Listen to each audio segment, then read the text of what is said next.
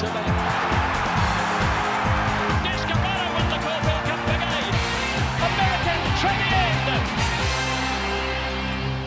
Hello and welcome to your daily bite of racing. And as Mark Kavanagh eyes the trophy for the $2.5 million BMW Caulfield Cup, it's time to talk about the elephant in the room.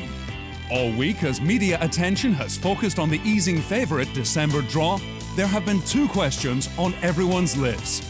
The first, regarding doubts about the imported galloper's ability to run the 2,400 metres in top international company, has been freely asked and addressed.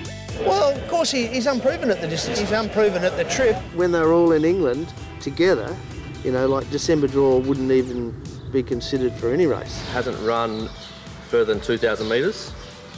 Not yet, not yet, but we're going to find out. You know, if you put December draw back into England and those guys rate next to him, they rate a long way in front of him. A long way. I believe he'll run it. We'll have to wait and see. But it's the second question that has been danced around, and it's all about the one that got away. December draw is not the first favourite Kavanagh and Michael Rodd have had for the Caulfield Cup. In 2007, one of the most amazing incidents in the history of Australian Group 1 racing occurred, when Maldivian reared and struck a piece of television equipment on top of his gates. Shortest priced cup favourite in 40 years was left with blood streaming from a cut on his neck. Kavanagh and Rodd left with shattered dreams. That's Maldivian has been unsaddled. This is extraordinary. But this week, they've tried to deflect any suggestion that this year's race means anything more because of what happened. Mate, what would it mean for you to win the Caulfield Cup after what happened with Maldivian a few years back? I knew that question was coming. Well, it wouldn't matter, you know, look, everyone wants to win a Caulfield Cup, you know, everybody wants one of those, so, you know, it'd mean a lot, but, you know, what happened a few years ago is irrelevant to this horse. He doesn't know what happened. Rodd admitted that his confidence about winning the Caulfield Cup was tempered by the knowledge that in racing, nothing is predictable.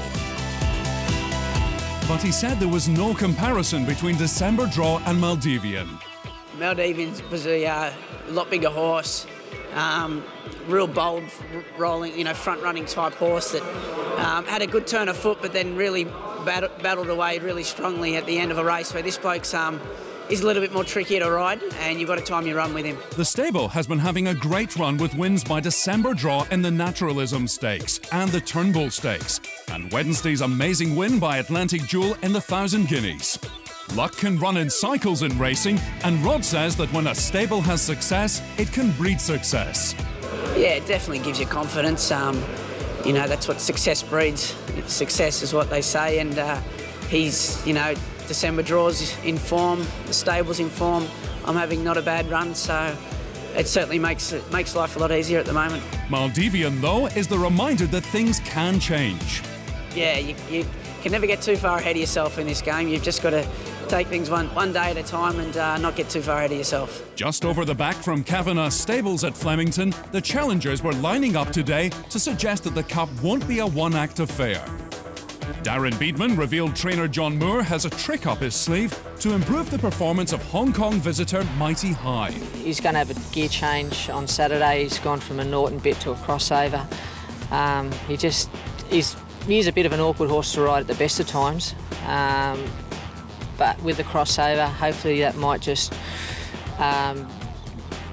change his train of thought a little bit. Mighty High is a firming second favourite in the Australian market, but Beedman says the gelding will be all the rage at home. Well, this horse being from Hong Kong, they're going to run the race live to cable channel over there, so it's getting good coverage and it's been getting good press coverage in the media. He'll probably start favourite in Hong Kong, the horse.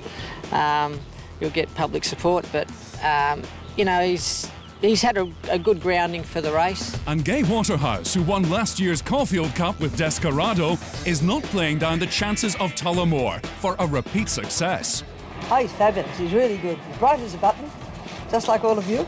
And I'm really happy with him. He's peaking at the right time. He's lightly weighted in the Cup, and it's a winnable affair.